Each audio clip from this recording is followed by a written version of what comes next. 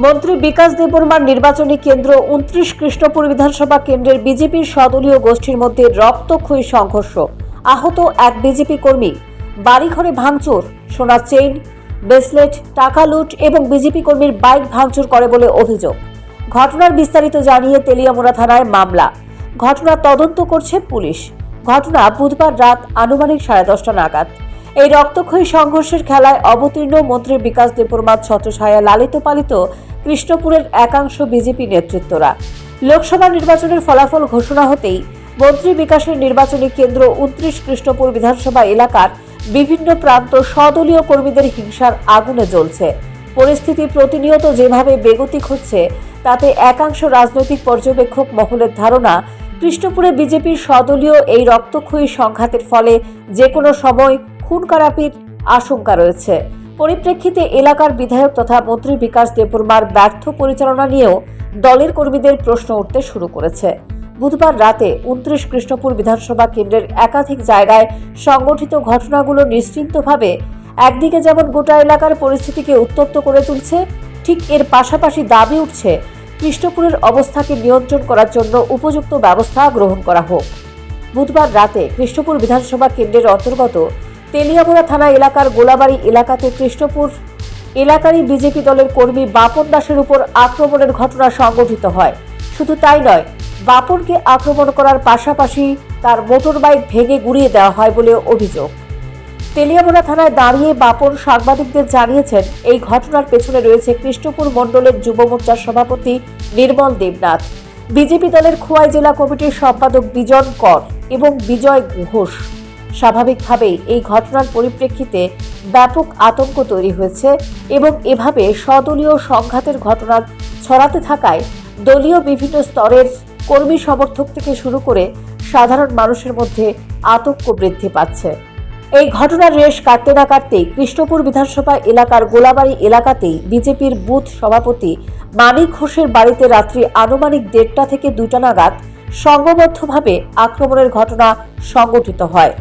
এই ঘটনার পরিপ্রেক্ষিতে কৃষ্ণপুর বিধানসভা কেন্দ্রের বিজেপির ১৫ নম্বর বুথের বুথ সভাপতি মানিক ঘোষের অভিযোগ, ওনার বাড়িতে যারা আক্রমণ করেছে তাদের মধ্যে এলাকারই বিজেপি দলের চুনোপুটি সৌরভ দাস যুক্ত রয়েছে এবং এলাকাবাসী সৌরভের স্বীকারোক্তি মূলে তাকে আটক করে ইতিমধ্যে তেলিয়ামুড়া থানার পুলিশের হাতে তুলে দিয়েছে। কালকে রাত্রে 10টা সাড়ে 10টার দিকে আমরা ওই কার্তিক দার দোকানে গেছি, টাকা আনতাম, টাকা করতাম গেছি। ও বাপ্পি আমার লগে আসলো। আচ্ছা, তারপরে একটা টাকা লইয়া আমরা ওই রাকেশ দাসের দোকানে গেছি, ঠান্ডা খাইতাম।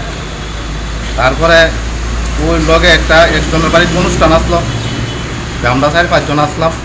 কারণ আমরা ঠান্ডা খাইতেছি, হঠাৎ করে আমরা মন্ডল যুব মোর্চা নির্মল দেবনাথ মন্ডল প্রেসিডেন্ট যুব মোর্চার মন্ডল সভাপতি, হ্যাঁ গিয়া আমরা ওই আমার লগে একজন বন্ধু ঠান্ডা খাইতেছে, হঠাৎ করে হের হাতের থেকে ঠান্ডা ছুড়াই ফেলাই দিছে।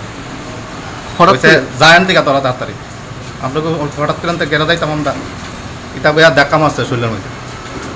তো ধাক্কা মারছে বোঝা 2-3টা ধাক্কা দিয়েছে, ধাক্কা দিয়ে দৌড়ে লাইছে আমরা। দৌড়ে আমরা মাইট দৌড় করছে, আসলো লগে আসলো বিজন কর কইয়া দিছে, ও ডাইরেক্ট মাইরালা। তাই না কোন দলের? তাই না আসলো, তাই না তো খোয়াই জেলার, মানে কোন পার্টি করে? তাই না বিজেপি পার্টি, বিজেপি করে। আর আপনারা কোন পার্টি করেন? আমরা বিজেপি। আপনারাও বিজেপি করেন? কোন বিধানসভা এটা?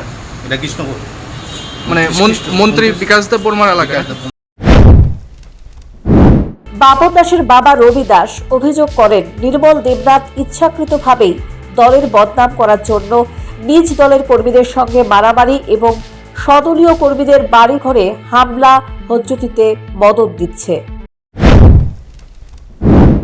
আমরা থানাতে আছি, আমার ছেলের উপরে কালকা রাত 10টা সাড়ে 10টার মধ্যে তারা শুধু মারধর করছে।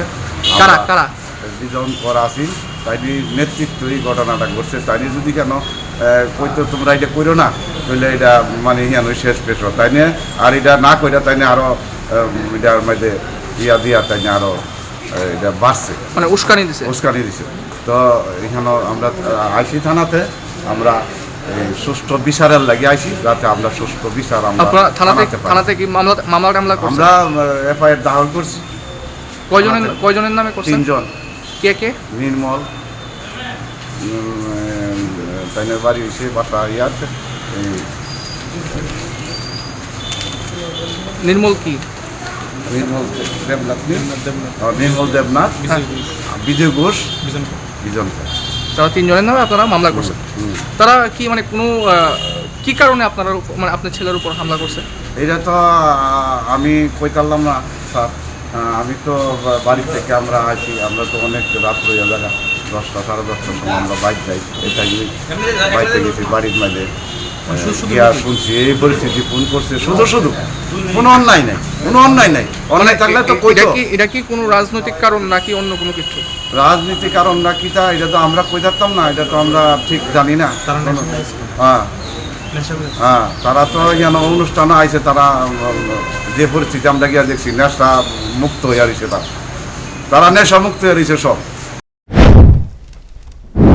বুথ সভাপতি নিজেও দাবি করেছেন ওনার বাড়িতে আক্রমণের ঘটনার পেছনে কোনোভাবেই অন্য কোনো দলের কর্মী সমর্থকরা জড়িত নয়। নিজ দলের একাংশই যে এই ঘটনা ঘটিয়েছে তা নিশ্চিন্ত। তবে কি কারণে এই ঘটনা ঘটেছে তা তিনি বুঝতে পারছেন না। কৃষ্ণপুর মণ্ডলের যুব মোর্চার সভাপতি নির্মল দেবনাথ, বিজেপি নেতা বিজন কর এবং বিজয় ঘোষ এই 3 জনের নামে তেলিয়ামুড়া থানায় এফআইআর করা হয়েছে। পুলিশের তদন্তেই বেরিয়ে আসতে পারে এই ঘটনার প্রকৃত রহস্য। Bureau report, news prime Tripura. প্রতি বছরের ন্যায় এবারও হতে চলেছে the biggest admission expo 11th এডুহাব education fair 2024। স্থান এগিয়ে চলো সংঘ, মেলার মাঠ, আগরতলা। চলবে 8th জুন এবং 9th জুন।